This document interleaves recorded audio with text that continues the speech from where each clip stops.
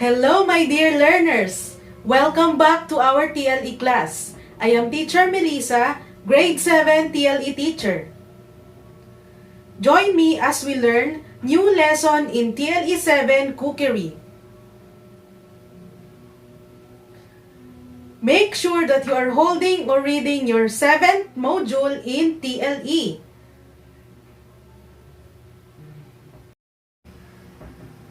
Before we start with our lesson, I want you to inspect this picture. What do you think is wrong with this picture?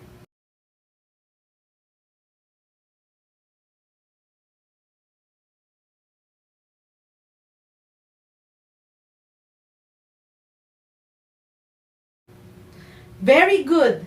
This picture shows things that can cause harm in the kitchen, like fire, cut, slip, trip, and fall. What should we do to avoid accidents? Perfect! We need to practice safety precautions to avoid unnecessary incidents. Our topic for today is Importance of Occupational Health and Safety Procedures. Here are the objectives that you will be able to meet at the end of the lesson. Number 1. Identify the types of hazards and risks in the workplace. Number 2. Apply health, safety, and security procedures in the workplace. And number 3. Recognize the importance of occupational health and safety and security procedures in the workplace. Occupational Health and Safety Procedures is a government program set forth to be followed by all stakeholders or concerned people for the safety and security of the workers, customers, employers, and everybody who are involved in the business. OHS should be given prime importance in the place of work, especially in the commercial kitchens where a lot of preparations are being done. Anything could happen unexpectedly, and there are always potential hazards that may cause serious injury. It is important to identify hazards and risks in the workplace to address the problems properly. Hazards may mean anything that can cause potential harm to people, property, and the organization, while risks refer to the adverse effects brought by the hazards. Here is an example.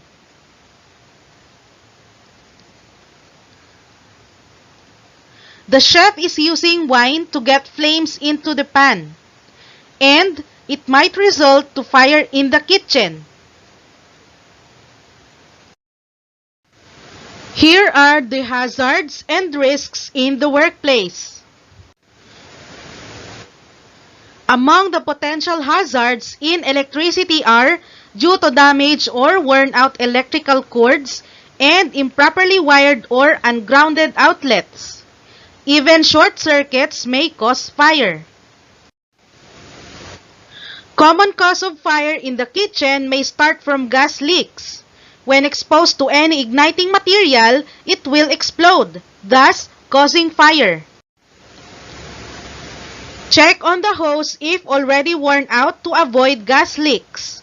Wipe the hose using wet rag with soap. When it bubbles, this means there is a leak. Natural hazards refer to any disaster brought by natural occurrences, such as tornado or typhoon,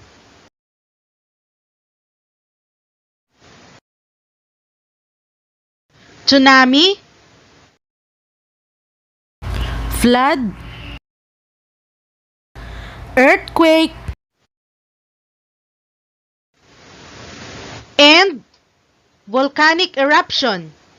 Unfavorable situations like this will somehow affect the operation of the business. Physical hazards refer to any circumstances that may harm the physical body. Here are some examples.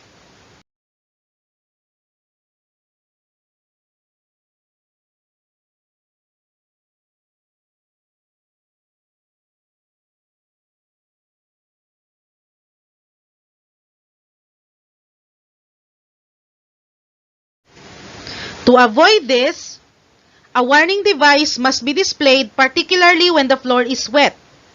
Radiation, heat, and noise are physical hazards too.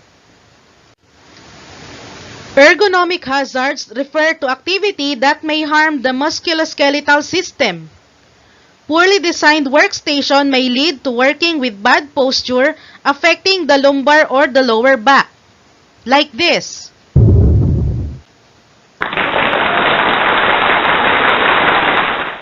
The last one is correct. Another example.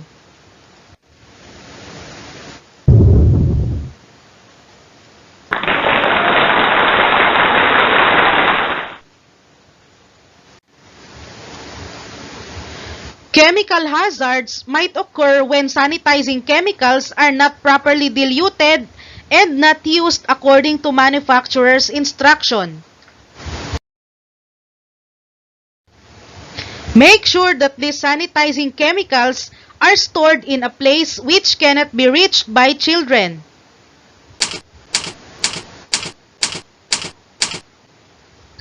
Lack of technical know-how in operating electrically operated machines may bring serious injury to the worker.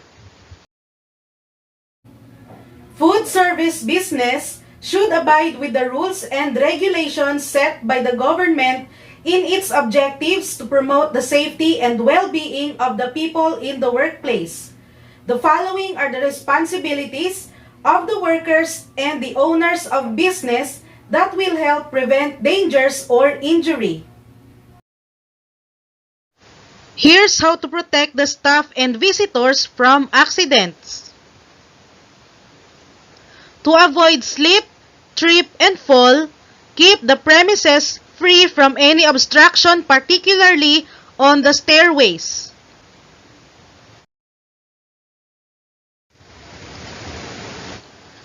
Put signage when necessary, especially on wet areas.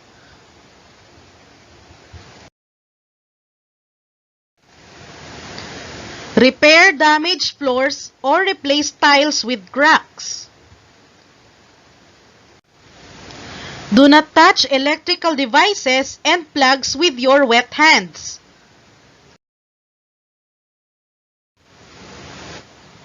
To avoid electric shock and electrocution, employ licensed electrician for the maintenance and electrical repair. Make sure that first aid kits are readily available when needed. Provide trainings for newly hired workers, especially those who will operate delicate machines. For natural calamities, make sure that the management has risk assessment procedure and evacuation plan in case of emergency. Here's how to protect the property from crimes. Install burglar alarms and closed-circuit television to capture evidence of robbery. Make sure that doorknobs and locks are made from high-quality materials, and secure windows and roof lights with steel bars and grills. Here's how to protect the property from fires. Observe regular maintenance for electrically operated kitchen equipment. Make sure ovens, gas range, and other cooking equipment have automatic valves to cut off fuel supply in case of a fire breakout. Provide a separate internal storage area for storing all combustible material such as LPG tanks. Designate smoking area if smoking cannot be prohibited totally. Make sure that the place is free from any flammable material where cigarette butts will be disposed of. Make sure that the fire exit is free from obstruction. Install smoke detection device. To protect the property from natural hazards, try to have an ocular inspection for the business site. Make sure that the place is not a flood-prone area.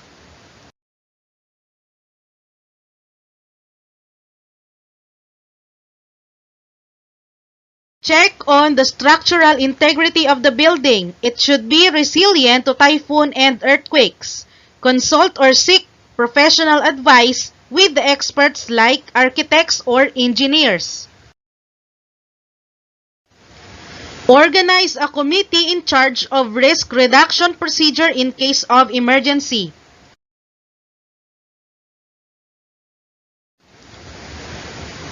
Laws related to business operation. Be informed and knowledgeable on the legalities when operating a business. Secure a business permit ahead of time. Consider the rights of the workers like receiving salaries on time, working within the official time and having day off, bonuses, and other employee benefits.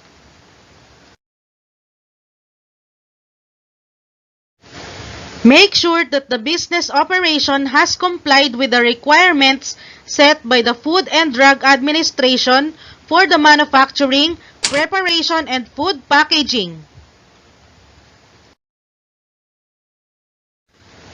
Building structure should adhere to the National Building Code to ensure structural integrity.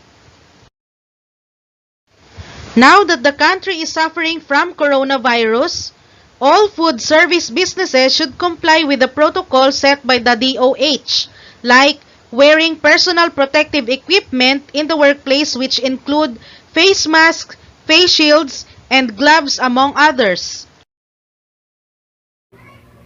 Class, we are done with our discussion. Let me check if you truly understand our lesson.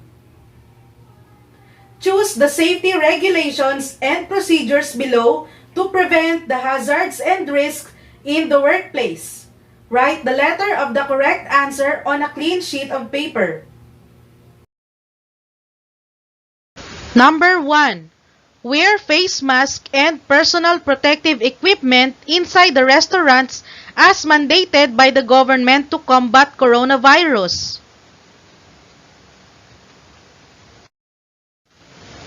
The correct answer is letter E.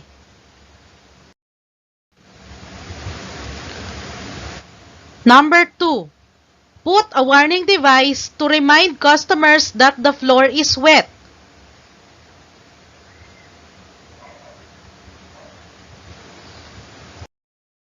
The correct answer is letter A. Number 3. The building structure must be resilient to typhoons and earthquakes.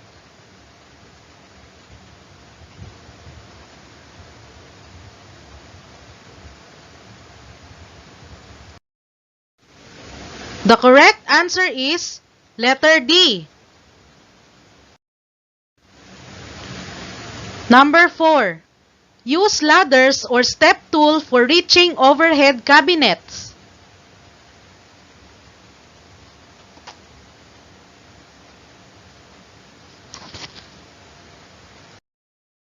The correct answer is letter A. Number 5. Fire extinguisher must be in a visible area.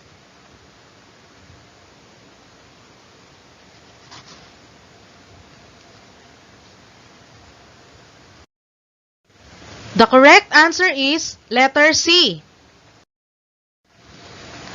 Number 6. Observe correct posture while carrying, pushing, and lifting heavy loads.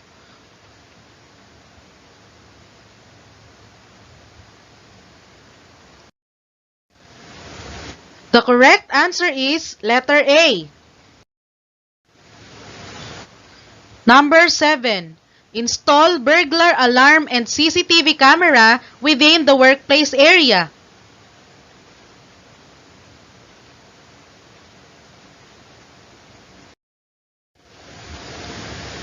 The correct answer is letter B. Number 8. Install smoke detection device, especially in the kitchen.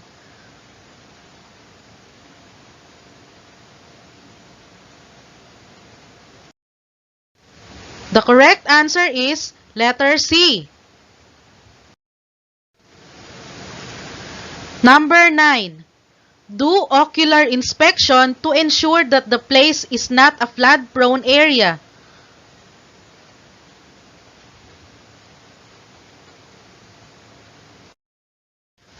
The correct answer is letter D. Number 10. Require all food service crew to secure health certificates. The correct answer is letter E. Did you get the correct answers? Congratulations! I hope you learned a lot today and you are all ready to answer all the activities in your TLE Module 7. Again, this is Teacher Melissa, your TLE teacher.